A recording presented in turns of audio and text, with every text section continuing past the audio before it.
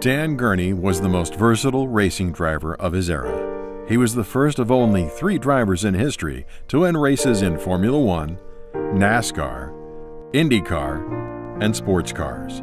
Daniel is kind of an all-around racer. I mean, he has a lot of talent, good race driver, good road racer especially. We've been teammates. We've had some great battles. I have utmost respect for him, always have.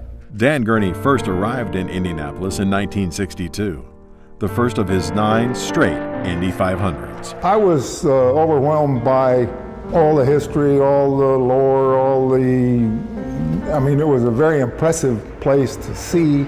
There was absolutely no doubt at that time it was the biggest race on the planet, and it was rightfully so that way. And despite never winning, Dan Gurney finished top 3 in his last 3 Indy 500s. I was proud of it, but if you want to win, why second is fine, but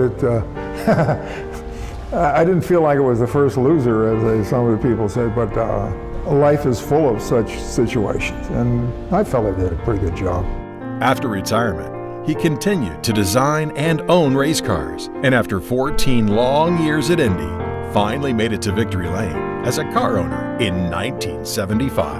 There's your winner, car number 48, Bobby Unser wins on a driving rainstorm here at Indianapolis.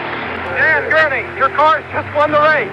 That's terrific, isn't it? This is your first win of the team and Bobby's second win. Oh, we're certainly proud. Dan Gurney left his mark off the track too, designing a device on the rear wing that increased downforce called the Gurney flap. He was the first driver to use a full-face helmet.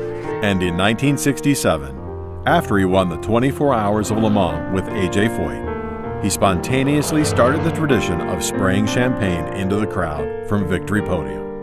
It was a fantastic win, and we're all standing there, and down below the photographers were there, and someone handed me this thing, and it was like a fire hose, really. I got it going and sprayed all the cameras and just raised Cain, and I didn't have any idea that might turn into a tradition. His 4 Grand Prix wins are second only to Mario Andretti among American drivers, and Gurney is the only U.S. driver to win a Formula One race in a car he owned and built.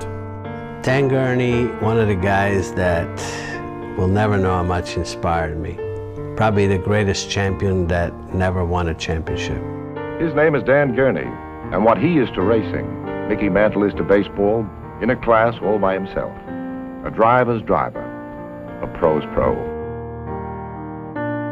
As an all-American designer, constructor, innovator, racer, and true gentleman, Dan Gurney left an indelible mark on motorsports.